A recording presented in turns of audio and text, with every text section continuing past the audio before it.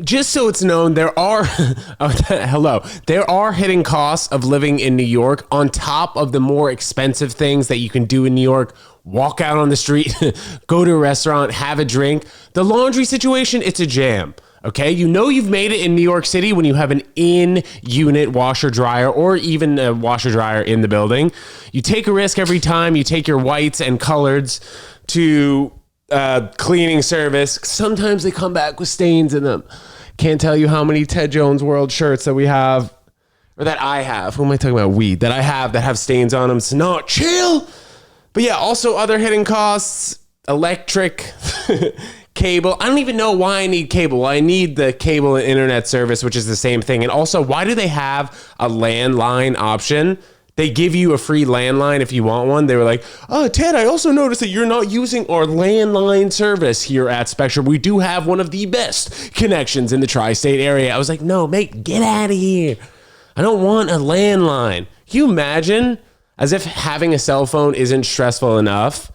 Screen time's over 5 hours every day. And like, I don't even think that's not normal anymore. I remember I used to look at my phone probably like a year and a half ago. And my screen time used to be around like 4.5 hours or so, 4 hours and 45 minutes. And I was like, damn, this is a lot of time to be spending on the phone. I got to put my phone down a little bit. Now it's just the phone time is increasing. As I'm recording this, I know Siri's freaking listening to me. It's going to put some device on my phone that probably has me, I don't know, using more screen time. But when I switched from the iPhone 11, I had the iPhone 11 SE to now the iPhone 13. I know that the 14 is coming out this week, whatever, but I got the iPhone 13. I even treated myself. I paid like almost $1,000 for that. All right. So it was expensive. But once I switched from the 11 to 13, I tell you something about that 13, that big face screen, because I had the button before. I know a lot of people didn't use the button for a while, or the button kind of phased out a couple years ago, but I had the button, and having that button, not having the full screen, like not full picture on your screen, it definitely cut down on the screen time. But then once that full screen came in, super bright, I had to change the settings to try and make myself not use my phone as much, but like it doesn't work. Every phone that they bring out, they're trying to add at least like 10% usage to your screen time. Let me know you guys is this screen time. I would love to know. TEDJONESWORLD at gmail.com. Guys, my appearance right now, it's not great. I've looked better. This is what a 29-year-old, just kidding, I'm 30 now. This is what a 30-year-old looks like hungover. I know. On Friday, I had legitimately one drink and I felt slightly hungover the next day. Saturday, went to my buddy's 30th birthday party in Connecticut for the day. Had like 2 drinks there and just slowly getting over the hangover. Yesterday, as we're recording this, guys, it's Sunday, but I'm going to tell the future here. We're saying, well, today is Monday. Let's not get confused, okay? I'm going to square this up for you guys. Today is actually Sunday. So I think it's appropriate to be looking this hungover on Sunday. But later today is the men's final. And I'm going out on a limb here and saying Carlos Alcaraz already won. He won, man. The match is in 3 hours. It hasn't happened in our universe yet. But as you're listening to this, guess what? It already has happened. I'm saying Carlos Alcaraz in 4 sets. He almost lost to Francis Tiafoe, the young American, in the last round. And I didn't think Tiafoe was ready for that. I didn't think he was ready to make the finals of a Grand Slam. He's a great player, but this guy, Carlos Alcaraz, 19 years old from España, Spain, for those non-Spanish speakers, he's good, man.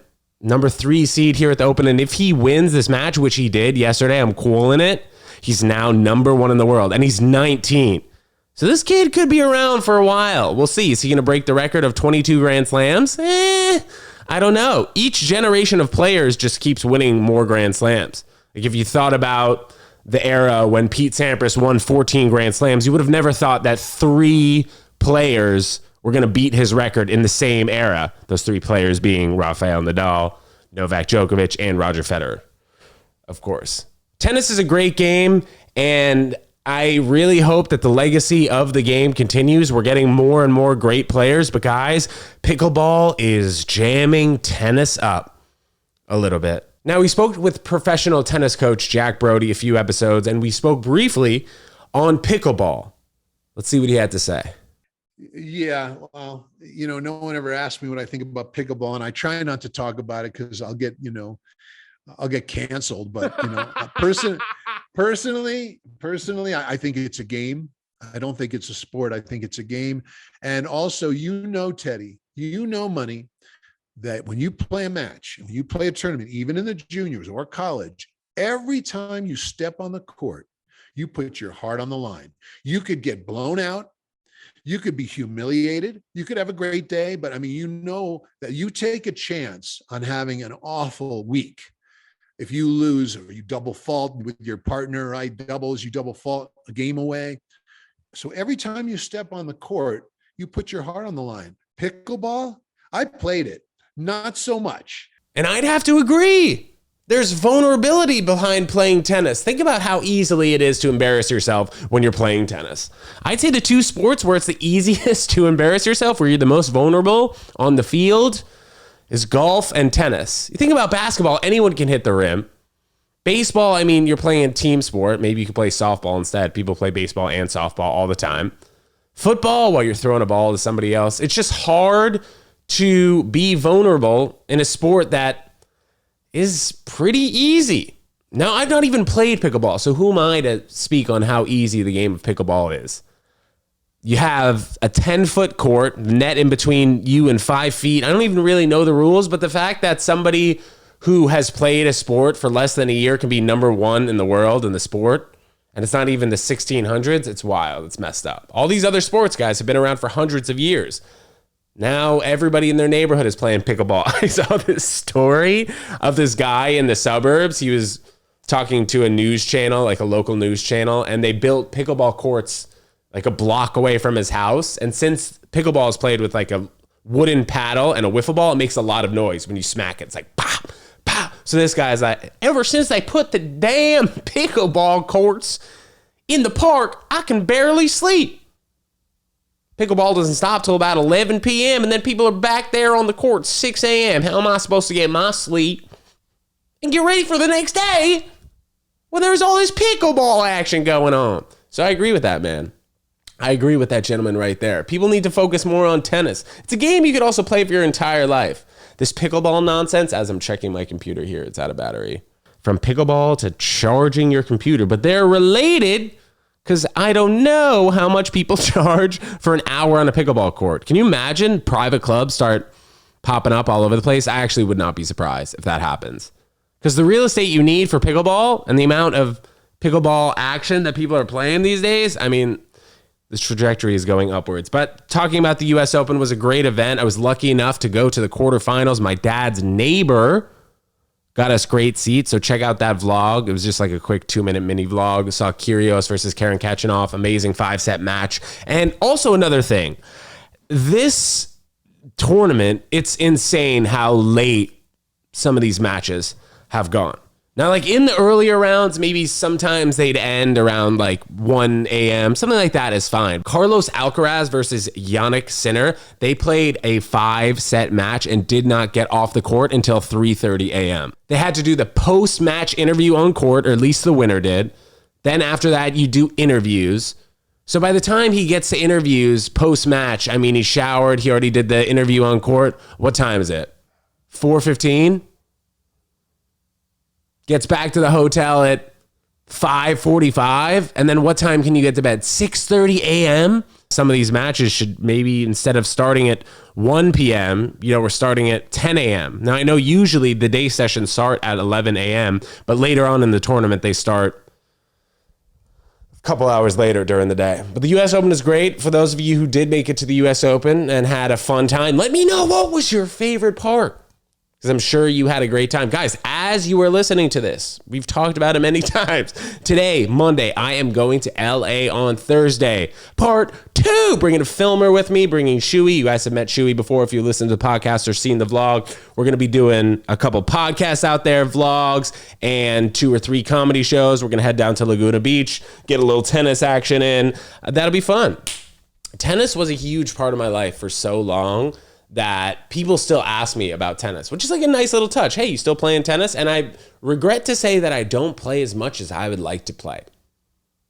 Now, I can make a lot of excuses for it, and I think the excuses are valid in general. It's some of the excuses that I went through when I was playing tennis full time from the age of 14 to 18 and then going to college playing tennis. But being in the Northeast and trying to book a court in New York City, it's very difficult, especially since all of the courts that are bubbled or heated are going to cost over $1 a minute. Let's be real. Usually $100 for the hour.